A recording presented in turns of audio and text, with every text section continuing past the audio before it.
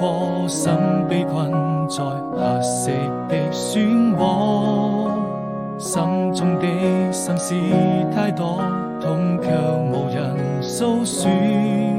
離開就會難過，愛人總要飽受折磨。美好生活，那年的夏天，坐在窗邊眺望着，背着雨成日落，怕自己內心那麼脆弱，還無法擺脫，照亮了你和我已被遺忘的角落，用情也勝我，非我撲火。對與錯，終究還是沒得到結果，無法掙脫命運的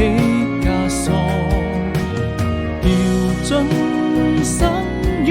不敢再四處張望，終於才